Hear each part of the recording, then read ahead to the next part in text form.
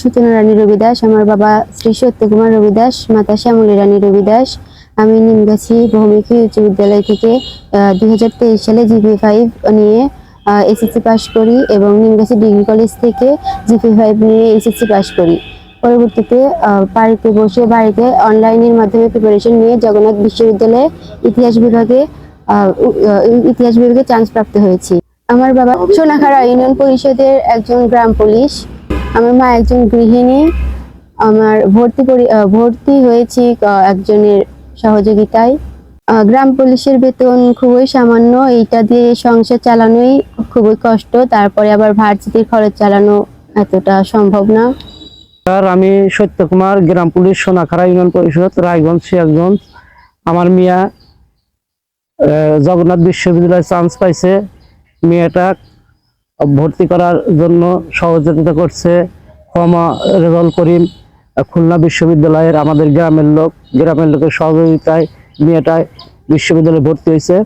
এখন এই মেয়ের লেখাপড়া খরচ চালানো খুবই অসম্ভব হয়ে পড়েছে, কারণ আমি গ্রাম পুলিশে চাকরি করি, বেতন পাই মাত্র 7,500 টাকা। এই দিয়ে আমাদেরই কোনো রকম চলে। মেয়ে লেখাপড়া খরচ যোগান করা অসম্ভব হয়ে পড়েছে।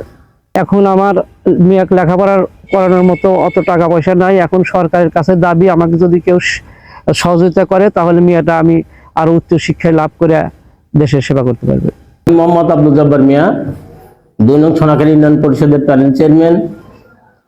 আমার এই পরিষদের গ্রাম পুলিশ সত্যচন্দ্র রবি দাস, তার মেয়ে জাহাঙ্গীরনগর বিশ্ববিদ্যালয়ে লেখাপড়া করতেছে। সেই টাকার অভাবে সেই মেয়েটা ভর্তি হতে পারছে না।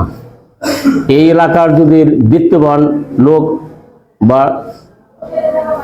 সহযোগিতা করে তার লেখাপড়া করার সুযোগ হবে এবং আমরা তার দুস্থ অসহায় লোকের পাশে আমরা সকলেই তার পাশে সাহায্য সহানুভূতি করে তার শিক্ষা জীবনকে উন্নতি করতে পারি বা সহযোগিতা করতে পারি। 1995 সালে অত্র এলাকার বিদ্যুৎসাহী ব্যক্তিবর্গের সহযোগিতায় নিমগাছি কলেজটি প্রতিষ্ঠা লাভ করে। এই কলেজের প্রতিষ্ঠাতা আলহাজ মোহাম্মদ মিজানুর রহমান তালুকদারের নেতৃত্বে এই দরিদ্র এলাকায় কলেজটি প্রতিষ্ঠার ফলে এই কলেজের আশেপাশের দরিদ্র জনগোষ্ঠী, আদিবাসী সহ সকলের উচ্চশিক্ষার দ্বার উন্মুক্ত হয়েছে। এখানে উচ্চ মাধ্যমিক ডিগ্রি এবং 2টি বিষয়ে অনার্স সাবজেক্ট আছে। দীর্ঘদিন রাজনৈতিক প্রতিহিংসার ফলে এই কলেজটি অনেক পিছিয়ে পড়েছে, উন্নয়নের ছোঁয়া পায় নাই। এই কলেজের প্রায় 1000-এর অধিক ছাত্রছাত্রী পড়াশোনা করে। এখানে কারিগরি, উচ্চ মাধ্যমিক এবং অনার্স 3টি বিষয়ে পড়াশোনা করা হয়। এখান থেকে অনেক ভালো ছাত্র, দরিদ্র পরিবারের ছাত্র বের হয়ে এখন অনেকে ডাক্তার, ইঞ্জিনিয়ার এবং একজন প্রশাসনিক কর্মকর্তা, এডিজি পর্যায়ের কর্মকর্তা এই কলেজের ছাত্র রয়েছে।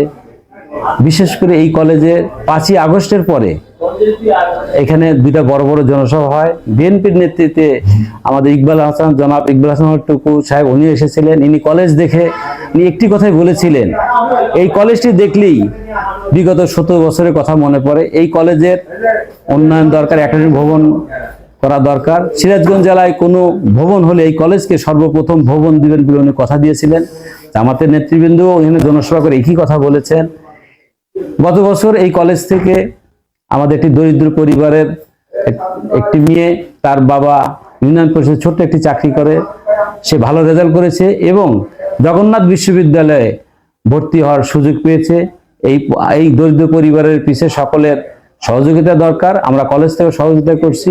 যদি এই কলেজটি অত্র এলাকার মধ্যে প্রতিষ্ঠার ফলে এই এলাকার শিক্ষার মান অনেক বৃদ্ধি পেয়েছে। একাডেমিক ভবন সহ উন্নয়নমূলক কাজে যদি কলেজটি একটু অগ্রণী ভূমিকায় অগ্রসর হয় তাহলে এই কলেজ থেকে আরো অধিক পরিমাণ ভালো ছাত্র বের করা সম্ভব।